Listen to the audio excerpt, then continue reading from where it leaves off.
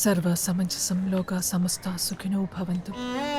സർവസമഞ്ജസം ലോക സമസ്ത സുഖിനോ ഭവന്തു. സർവസമഞ്ജസം ലോക എന്താ സമസ്ത മോളെ, സുഖിനോ ഭവന്തു. എന്തെങ്കിലും പ്രശ്നമുണ്ടോ?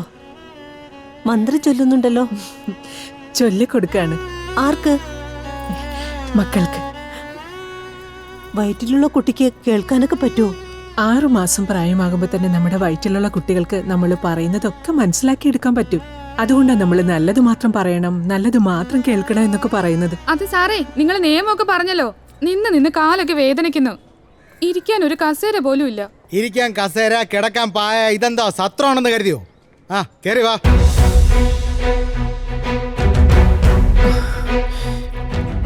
ശിവ, സത്യ, ഇനി കുറച്ചു നേരത്തേക്ക് അമ്മ ടെൻഷൻ ആവാൻ പോവാ. പേടിക്കൊന്നും വേണ്ട. Just few minutes, okay? ചീട്ടെവിടെ?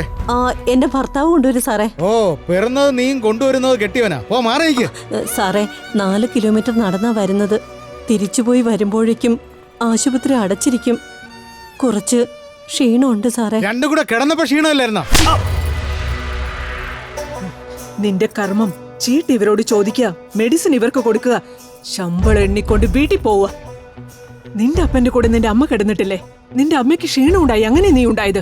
U are a public servant. Better don't cross that limit. Public സർവന്റിന്റെ ദേഹത്ത് കൈവച്ചാ നിനക്കറിയാമോ എന്താവുന്നു? നീ സസ്പെൻഷനിലാവും. ആര്? നീ എന്നെ സസ്പെൻഡ് ചെയ്യണോ? മാന്യത. പെണ്ണിനോട് മാന്യത കാണിക്കാത്തവൻ പുരുഷനെന്നല്ല, മനുഷ്യൻ പോലും അല്ല. നിന്നെ പോലുള്ളവന് പറ്റിയ ജോലിയല്ല ഇത്. Thulasi. Yes ma'am. I want to see the duty doctors and duty staff immediately. Yes ma'am. ഇതാരാ madam? Durga IAS, commissioner health department. Yes madam. What is this? ഒത്തിരി കംപ്ലൈന്റ്സ് വരുന്നവർക്ക് റെസ്പെക്ട് ഇല്ല, ഇരിക്കാൻ സ്ഥലമില്ല, നല്ല അറ്റ്മോസ്ഫിയർ ഇല്ല എന്നൊക്കെ. ഇന്ന് ഇതൊക്കെ ഞാൻ കാണുകയും ചെയ്തു. Sorry madam. അത് തുളസി മാം. ഡ്യൂട്ടി നെഗ്ലിജൻസ് എന്ന് വെച്ച് എല്ലാവർക്കും മെമ്മോ ഇഷ്യൂ ചെയ്യും. Okay ma'am. I want an explanation within 48 hours. And you are suspended.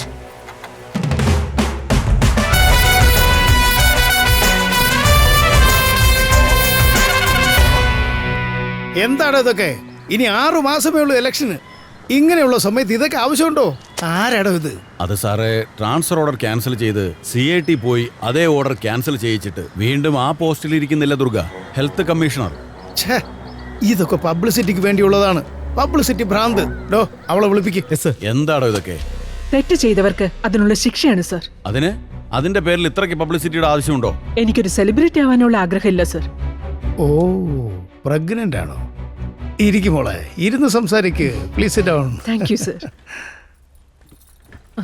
നോക്കു മോളെ, ഞങ്ങളും നല്ലത് ചെയ്യാനാണ് ഇവിടേക്ക് വന്നത്. ഇങ്ങനെ ചെറിയ തെറ്റൊക്കെ വലുതായി കണ്ടാൽ നമ്മുടെ ഗവൺമെന്റിന് തന്നെ അത് ചീത്തപ്പേരല്ലേ? നോ സർ, ചീത്ത പേര് വരുമെന്ന് പറഞ്ഞ് അതൊന്നും മറച്ചു വെക്കാൻ പാടില്ലല്ലോ. തെറ്റ് ചെയ്യാത്തവൻ മനുഷ്യനല്ല. മാറ്റം വന്നില്ലെങ്കിൽ എക്സ്പീരിയൻസ് ഉണ്ടാവില്ല. ഉപ്പില്ലാതെ ഊണിന് രുചി കാണില്ല. Also we must respect every drop of water, whether it comes from the I or sky. അവിടുന്ന് വരുന്നത് കർഷകന് വരം, ഇവിടുന്ന് വരുന്നത് പെണ്ണിന്റെ ശാപം.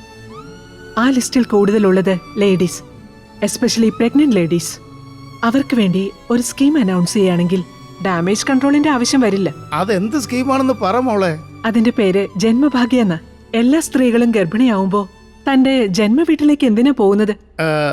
സ്വന്തം വീട്ടില് ഒത്തിരി സ്നേഹം കിട്ടും, ആ, നല്ല അന്തരീക്ഷം ഉണ്ടാവുന്നു, അതുകൊണ്ട് പോകുന്നു. അവിടെയുള്ള അറ്റ്മോസ്ഫിയറും പിന്നെ ഫുഡും ഗവൺമെന്റിൽ നിന്ന് പ്രഗ്നന്റ് ലേഡീസിന് കൊടുക്കാമെങ്കിൽ എങ്ങനെ? അങ്ങനെ ഗർഭിണികളെ എല്ലാം സർക്കാർ ദത്തെടുത്തുകൊണ്ട് ഗവൺമെന്റ് അവരുടെ സ്വന്തം വീടായി മാറിയാൽ എല്ലാ സ്ത്രീകളുടെയും വോട്ട് നിങ്ങൾക്കാ. അവരുടെ ഭർത്താവിന്റെ വോട്ട്, അവരുടെ വീട്ടുകാരുടെ വോട്ട് എല്ലാം നിങ്ങൾക്കാവും. Good idea. ഇത് ഇംപ്ലിമെന്റ് ചെയ്യാം. നോക്കുമോളെ, ഞാൻ ഇനിയും അധികാരത്തിൽ വരുമോ ഇല്ലയോ എന്നൊന്നും അറിയില്ല. പക്ഷേ ഞങ്ങളുടെ ഭരണകാലത്ത് ജനങ്ങൾക്ക് നല്ലത് ചെയ്തു എന്നുള്ള സംതൃപ്തി ലഭിക്കും. I agree. നല്ല ജനസേവകൻ, എക്സലന്റ് ഐഡിയ.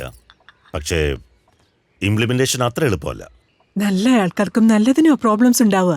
അതുകൊണ്ട് കഷ്ടത്തെ സ്വയം ഏൽക്കുന്നത് ഫൂളിഷ്നെസ് ആണ്. കഷ്ടപ്പാടുകളൊന്നും ഒത്തിരി ദിവസം ഉണ്ടാവില്ലേട്ടാ. നോക്ക് ദുർഗ, നീ എപ്പോഴും healthy child, better India, bright future എന്നൊക്കെ പറയുന്നു. പക്ഷേ ജനങ്ങൾ രോഗികളായിരിക്കണം, രോഗങ്ങൾ മാറാതിരിക്കണം. ആ രോഗങ്ങൾക്ക് തൻ്റെ കമ്പനിയിൽ നിന്ന് തന്നെ മെഡിസിൻ സപ്ലൈ ഇടുന്ന ആഗ്രഹിക്കുന്ന ഒരു ക്രിമിനൽ ഉണ്ട്. ആരാണത്? ദേവേന്ദ്രൻ. അസുഖക്കാരായ സ്ത്രീകളും കുട്ടികളുമാണ് അവന്റെ ഇൻവെസ്റ്റ്മെന്റ്. അവർക്ക് നൽകുന്ന ട്രീറ്റ്മെന്റ് ആണ് അവന്റെ ബിസിനസ്. അവർ കഴിക്കുന്ന മെഡിസിൻ ആണ് അവന്റെ പ്രോഫിറ്റ്. കുഞ്ഞ് ഗർഭപാത്രത്തിൽ ഉള്ളപ്പോൾ തന്നെ ട്രീറ്റ്മെന്റ് എന്ന പേരിൽ തന്റെ കമ്പനിയിലെ ഡ്രഗ്സിനെ മൂലകോശത്തിൽ ഇൻജെക്ട് ചെയ്യും. അതുകൊണ്ട് കുട്ടി ആരോഗ്യവാനായി ജനിക്കില്ല. തന്റെ കമ്പനിയുടെ മരുന്നല്ലാതെ വേറെ ഒരു മരുന്നും ആ കുട്ടിയുടെ അസുഖം ഭേദമാക്കില്ല. ഏത് സീസണിലായാലും ഏത് സ്ഥലത്തായാലും എന്ത് അസുഖം വരണമെന്ന് തീരുമാനിച്ച് വൈറസ് റിലീസ് ചെയ്യുന്നു. ആ അസുഖത്തിനുള്ള മരുന്ന് തന്റെ കമ്പനിയിൽ മാത്രമേ ഉള്ളൂ എന്ന് മാർക്കറ്റ് ചെയ്ത് സമ്പന്നനായി. രക്ഷിതാക്കൾക്ക് മക്കളുടെ കാര്യത്തിൽ വലിയ ശ്രദ്ധയുണ്ടാവും. എല്ലാവരും ഡോക്ടർ പറയുന്നത് അനുസരിക്കുകയും ചെയ്യും. അല്ലെങ്കിൽ ഇവൻ ഡോക്ടറെ കൂട്ട് പറയിപ്പിക്കും. ഇതെല്ലാം ഒരു ചെയിൻ ലിങ്ക് ആണ് in his control.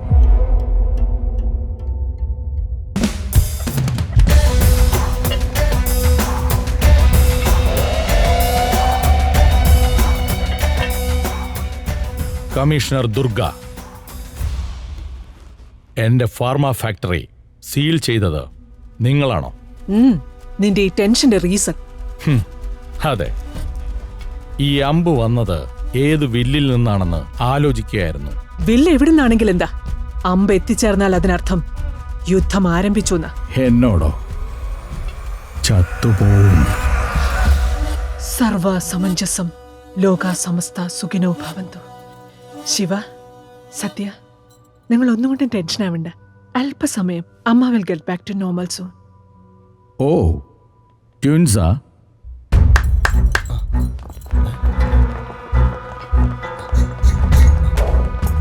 Take him away.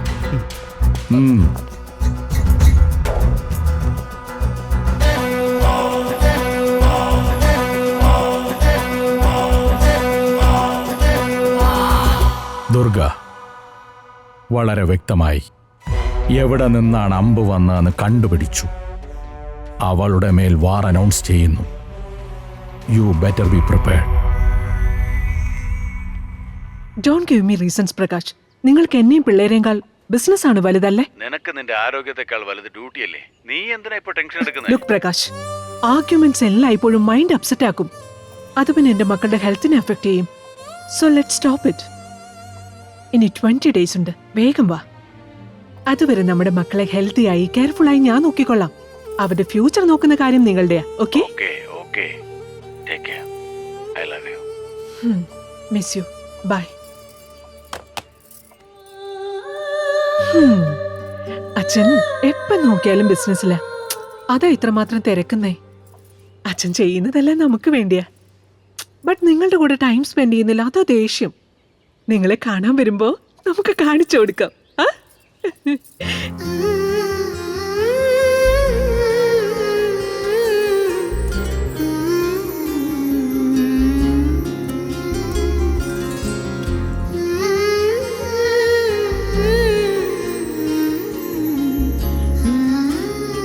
എന്റെ പെങ്ങളുടെ മക്കളിൽ ആരോഗ്യവാനെ അവന്റെ അച്ഛന്റെ കൂടെ വിട്ട് ദേവേന്ദ്രയുടെ കയ്യിൽ നിന്ന് മർദ്ദനമേറ്റ കുഞ്ഞിനെ ആശ്രമത്തിൽ ആചാര്യന്റെ കീഴിൽ ചികിത്സയ്ക്കായി അയച്ചു.